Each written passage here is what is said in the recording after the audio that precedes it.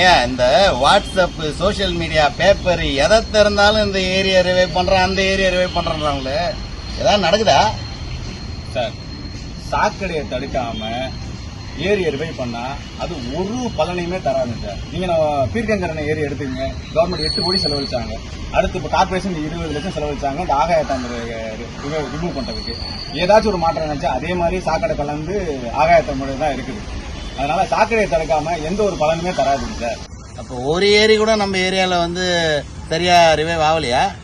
ஏன் சார் இல்ல? நம்ம சித்தப்பாக்கம் லேக் எடுத்துக்கீங்க, அங்க கவர்மெண்ட் வந்து ப்ராஜெக்ட் பண்ண உடனே அங்க இருக்க மக்கள் எல்லாமே வந்து சொன்னது என்னன்னா, சாக்கடையை தடுங்க, டிஃப்ளெக்ட் பண்ணி எஸ்டிபி கொண்டு போங்க. கொண்டு போனதுக்கு அப்புறம் தான் வந்து மற்ற ப்ராஜெக்ட் அது இருந்த பண்ணணும்னு சொன்னதுனாலதான் இன்னைக்கு ஒரு நன்னீர் ஏரியா இருக்கும் சார். அது இதெல்லாம் உண்மைதானுங்களா? கண்டிப்பா உண்மைதாங்க. இப்போ ரீசெண்டா அதுக்கான வந்து ரிப்போர்ட் வந்திருக்கு. தமிழ்நாடு பொல்யூஷன் கண்ட்ரோல் போர்டு கிட்ட இருந்து நம்மளுக்கு ஆர்டிஐ ரிப்போர்ட்ல தெளிவா கொடுத்துருக்காங்க. அந்த 2 ஏரிகள்ல இருந்து ஒரு வாட்டர் ரிப்போர்ட் நம்மளுக்கு கிடைச்சிருக்கு. ஒன்னு மாடம்பாக்கம் ஏரி, இன்னொன்னு சிட்லப்பாக்கம் ஏரி. மாடம்பாக்கம் ஏரி தொடர்ந்து நம்ம சொன்னோம் சாக்கடை மாசுனால ரொம்ப மோசமான நிலைமைக்கு போகுதுன்னு. இப்போ வந்திருக்கிற ரிப்போர்ட் ரொம்ப அதிர்ச்சியா இருக்கு. அதுல ஈகாலி வந்து பல ஆயிரத்துக்கு இருக்கு, ஃபீக்கல் காலிஃபம் பல ஆயிரம் பெருகி இருக்கு.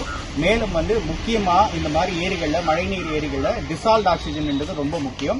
அது அறவே இல்லாம நில்லுக்கு வந்துருச்சு மாடம்பாக்கம் ஏரியில. இதனால என்னன்னா அங்க இருக்கிற எல்லா உயிரினங்களுக்கும் மிகப்பெரிய எக்காலஜிக்கல் டிசாஸ்டர் நோக்கி இந்த மாடம்பாக்கம் ஏரி போயிட்டு இருக்கு. இதே தருணத்துல நம்ம சிட்லப்பாக்கம் ஏரிக்கு வந்து டெஸ்ட் பண்ணாங்க வாட்டர் சாம்பிள். பாத்தீங்கன்னா நம்ம சிட்லப்பாக்கம் ஏரியில டிசால்ட் ஆக்சிஜன் லெவல் 8.3 வந்திருக்கு. ரொம்ப வந்து உயிரினங்களுக்கு உகந்த ஏரியா சிட்லப்பாக்கம் ஏரி இருக்கு. டிசால்ட் ஆக்சிஜனும் ஈகாலி, ஃபீக்கல் காலிஃபார்ம் ரொம்ப முக்கியமான பாராமீட்டர்ஸ் ஒரு ஏரிக்கு. நன்னீர் ஏரியா இருக்கணும்னா இதெல்லாம் இல்லாம இருந்தா தான் நன்னீர் ஏரி. இன்னைக்கு சிட்லப்பாக்கம் ஏரி அந்த மாதிரி தான் நம்மளுக்கு வந்து ஃபார்ம் ஆயிருக்கு. டிசால்ட் ஆக்சிஜன் 8.3ன்றது ஒரு நல்ல ஒரு குடிக்கிற தண்ணி லெவலுக்கு வந்து மாறிடுச்சு. அருமை சார். இப்ப இதே மாதிரி மற்ற ஏரியாலாம் நம்ம மாத்தணும்னா என்ன பண்ணணும்? சாக்கடையை தடுப்போம், ஏரிகளை காப்போம். சாக்கடையை தடுப்போம், ஏரிகளை காப்போம்.